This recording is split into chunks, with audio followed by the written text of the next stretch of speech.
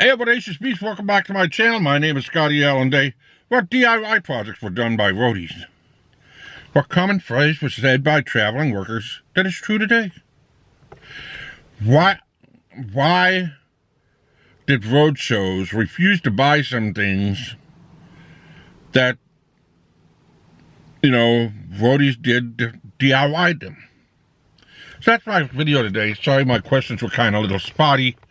I just wanted to come up with some kind of a simple intro, just so I can be able to start the video, and you'll understand why. So we're going to start off with the question I had in the middle, was what was the common phrase that was said by traveling workers that is true today? And it's, if somebody were to come in and apply to go and work at the show, and I mean, this was mid 80s to mid 90s, I'd go up to the road boss, say, hey, can I work? I can travel. Said, yeah, you can travel. Let's go. Do you have a passport? I said, no.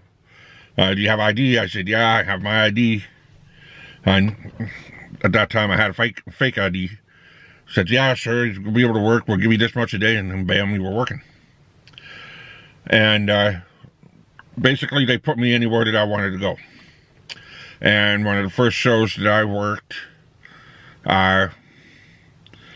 was Depeche Mode, I believe. It was the very first concert that I worked. And they said, well, we need somebody to get up on the rafters. Are you afraid of heights? I said, no, I'm not afraid of heights. They said, okay, well, they put me up on a rope. And, well, I couldn't climb a rope ladder at that time. And so I basically had a rope and a pulley that I pulled myself up on the pulley and made my way up to the top. And then basically you'd tie a knot to get up there, because I knew my clove hitches, and I knew my taut line hitches, and I knew my 2/2 hitches, and my sheep shanks, and all that, and my bullens, all those type of knots. I knew how to tie them. So I was up there and I was working. I worked very slow for the first 2 or 3 shows, and well, I worked up there in the rafters. I was able to move through, and then once I started getting more comfortable, I started moving. And once I started moving and once I started getting good at it, well, then I was able to party along with the band. But one of the big things that after the stage was set up, that's when DIY came in. So when you had the stage set up, you never stopped. There was still work to be done. Things broke, things needed to be repaired, things were beyond repair, stuff from the prior show was done. And one of my first things that I did as a roadie was they had several electric chain hoists that were no longer functionable. And one of the guys said, hey, come on over here, I'm going to show you how to fix these. I said, you can fix those? Why don't you just buy another one? 20 minutes with the right person. Be back in action. We'll have more money for everything else that we want later on, because we're saving money at the show. So basically, we took this electric chain hoist apart, and he showed me, and I mean, it was so full of grit, and so full of grit, and so full of dirt, and so full of basically burn ends from the copper from working so much.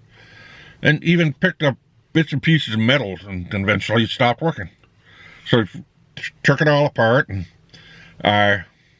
the copper coil that was on the inside, we just take a big wire brush and went in and out, and then we blow it all out. And you take it and we took it and we dipped it in solvent to be able to clean it all out. And we take the wire brush and we go in and out there again.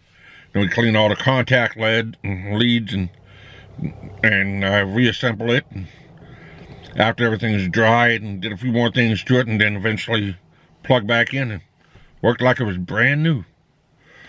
But that wasn't the end of it.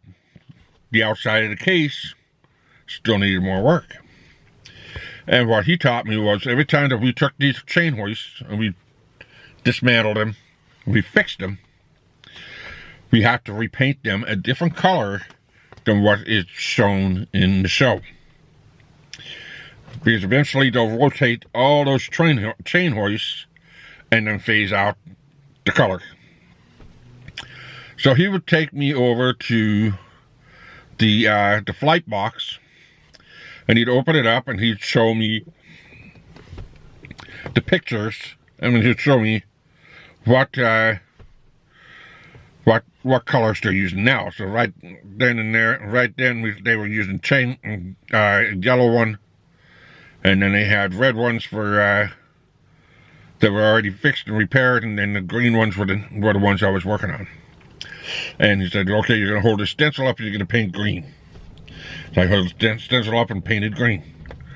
Now, once the other one was done, it would be painted white. We never had white up on the stage. Yellow was fine, but white was never.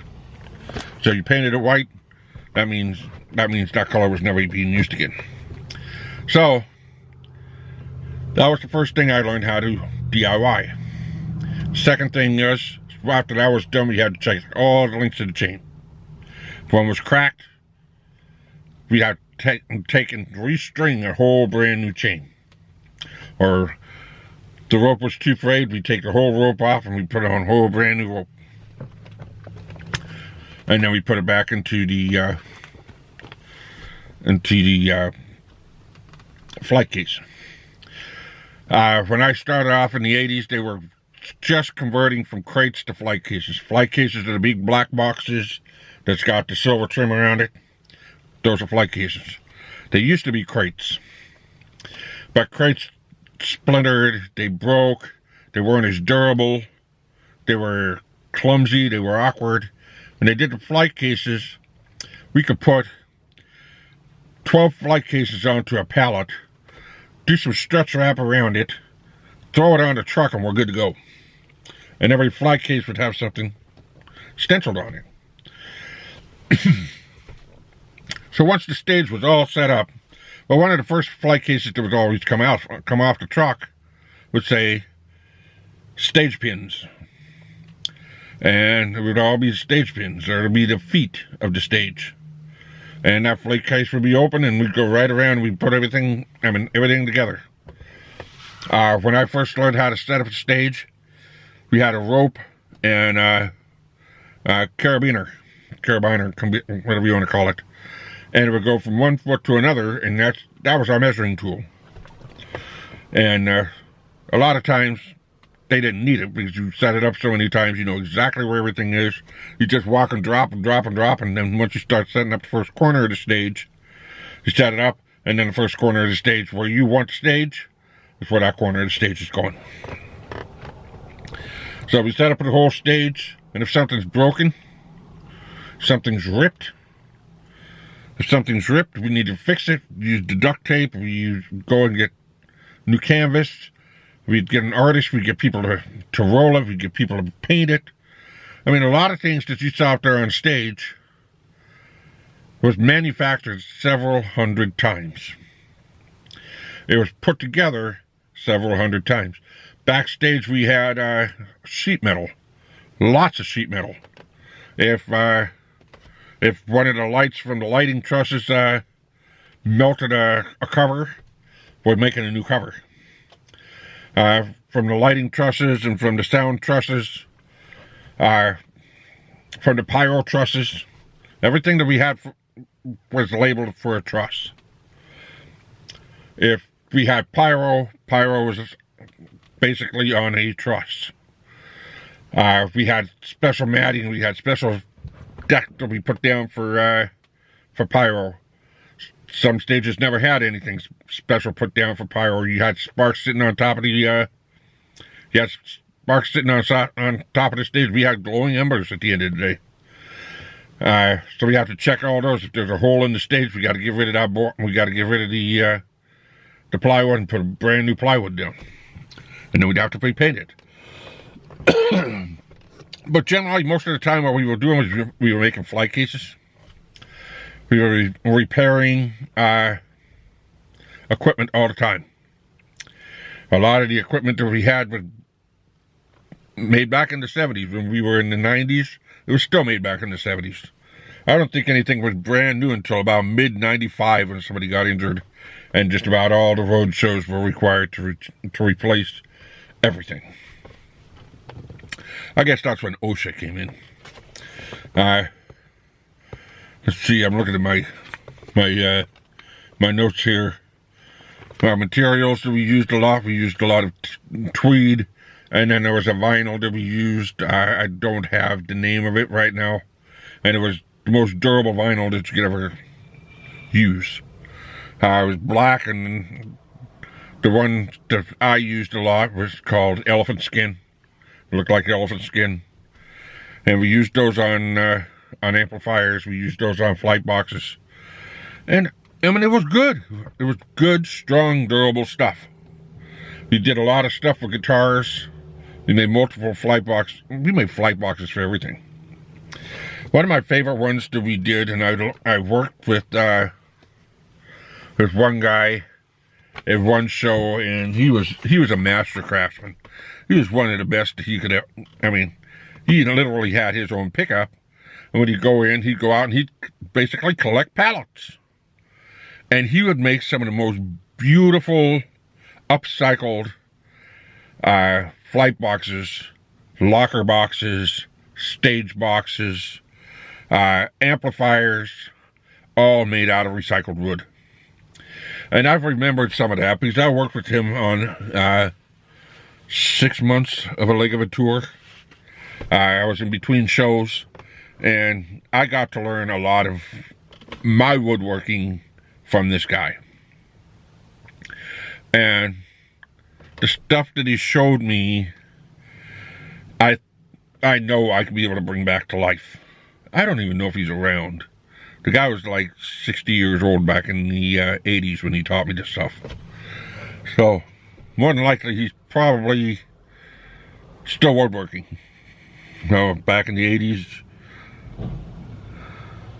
Nah, he wouldn't be around. He'd be the world's oldest man right now. I don't even know if he had family, but he taught a lot of people his craft. He repaired guitars, he made guitars, he built guitars, he made amps. He was like the master of just about anything. And I know that he went off to go and work for Universal for a while, because they needed some set designs and some stage designs, and they had a big problem with the Bonanza set in just outside of Santa Fe, and needed some help with that. They needed some help with another big set down at Universal, and they bounced him around a lot. So hopefully I can be able to do some of the flight boxes that he showed me, but the real wood and the unique designs. If some of his stuff is still out there, it's got to be worth some money. It's got to be worth quite a bit. So I'm gonna try and duplicate his flight boxes eventually once I get going, and then share some of that with you. But these were some of the highlights of being a roadie. Was you always supported the band through the best means possible, because the band would always reward you. If a costume ripped or torn, a performer's clothes got torn, not a word, but tore, or even a flight box was left behind. If a flight box was left behind at another Coliseum, they'd put one person on a plane and they'd shoot it right to the next Coliseum to go and pick it up. In the meantime, they got 3 people going to the nearest fabric store to go and pick up everything that they need, and they're working all night to get that to get him another costume. Unless the performer had a designer with them. Dee Snider had nothing to worry about because his wife, Suzette, was a designer. She was a clothing designer. She was a fashion designer. So all you had to do was get her the materials and get them over there. And I believe Suzette was shot off to a few shows because she was preferred by some of these rock stars that she was the only one to be able to design their clothing. But I could be wrong.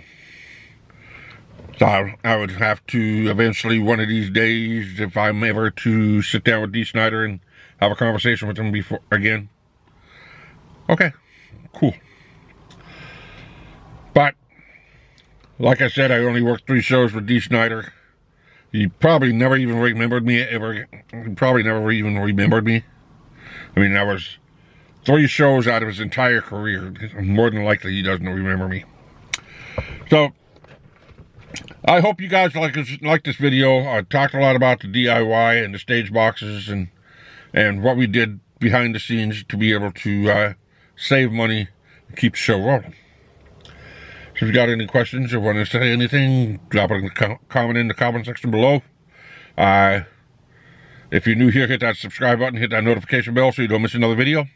Until next time, keep on rocking.